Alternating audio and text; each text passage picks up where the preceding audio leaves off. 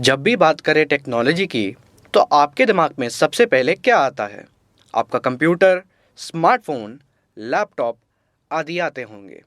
लेकिन असल में टेक्नोलॉजी का मतलब इन सब से बहुत ज़्यादा है। आज के समय में गति से टेक्नोलॉजी बढ़ती जा रही है। आज हमें जितनी भी सुविधाएं मिल रही हैं, वह सभी टेक्नोलॉजी की ही देन है। आदि युग से लेकर इस युग तक आने में टेक्नोलॉजी की बहुत बड़ी भूमिका है। आइए जानते हैं टेक्नोलॉजी का मतलब क्या है। टेक्नोलॉजी को हिंदी में प्रौद्योगिकी कहा जाता है। प्रौद्योगिकी का मतलब विज्ञान, एक तरह से उपयोग करना भी होता है, जो किसी उद्देश्य के लिए किया जाता है। प्रौद्योगिकी या फिर टेक्नोलॉजी के अंदर किसी सर्विस या प्रोडक्ट के निर्माण के लिए तकनीक, कौशल, तरीके, प्रक्रिया आदि चीज़ें शामिल होती हैं। टेक्नोलॉजी के इतिहास की बात करें तो टेक्नोलॉजी उपकरणों और तकनीकों की दुनिया है। पत्थरों के औजारों से लेकर अभी के इंफॉर्मेशन टेक्नोलॉजी तक उल्लेखनीय है। टेक्नोलॉजी शब्द का जन्म ग्रीक शब्द टेक्नोलॉजिया से हुआ था, जिसका अर्थ कला और कौशल है। टेक्नोलॉजी का इतिहास बहुत बड़ा है। पाषाण युग से 21वीं सदी तक की यात्रा बहुत दिलचस्प रही। आइए आपको बताते हैं। पाषाण युग में टेक्नोलॉजी की शुरुआत हुई, जब लोगों ने स्थायी आवास बनाकर जीवन यापन करना शुरू किया।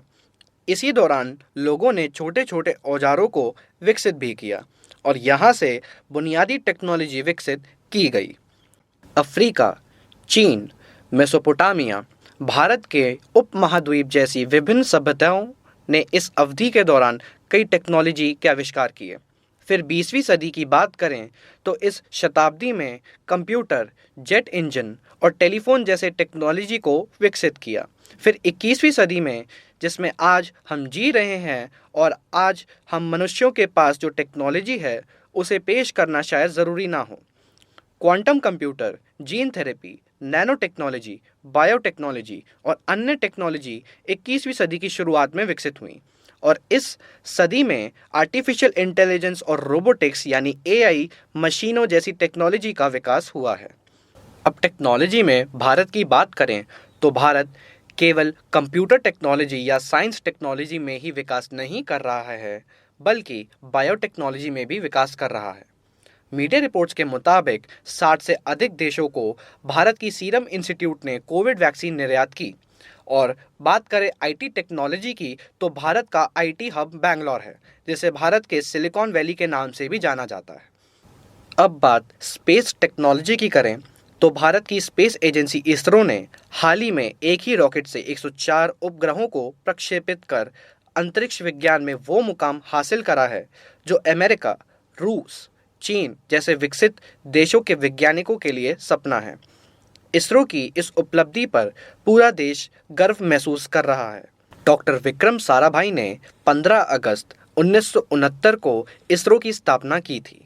आपको जानकर हैरत होगी कि हमारे वैज्ञानिकों ने अंतरिक्ष परीक्षण का सफर साइकिल और बैलगाड़ी के जरिए शुरू किया था। वैज्ञानिकों ने पहला रॉकेट को साइकिल पर लादकर प्रक्षेपण स्थल पर ले गए थे। इस मिशन का दूसरा रॉकेट काफी बड़ा और भारी था, जिसे बैलगाड़ी के सहारे प्रक्षेपण स्थल पर ले जाया गया और आज हम स्पेस टेक्नोलॉजी में निरंतर आगे बढ़ते जा रहे हैं।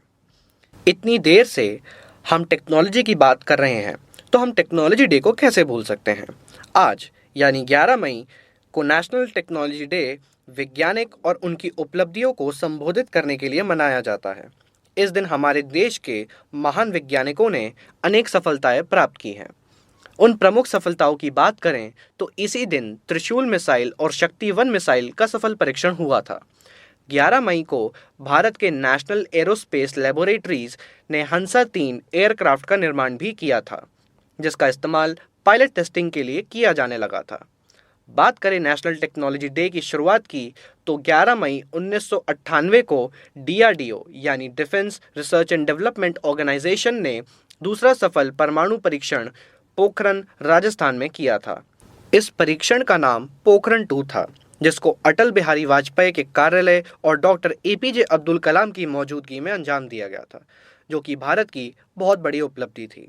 और इसी सम्मान में इस दिन को नेशनल टेक्नोलॉजी डे का नाम दिया गया था। हर साल 11 मई को वैज्ञानिकों की उपलब्धि और उनकी मेहनत के लिए technology board of India prize ceremony आयोजित करती है, जिससे उनकी उपलब्धियों को सम्मान दिया जा सके। गौरव उप्रेती के साथ मैं शुभ दीक्षित, IMS टुडे।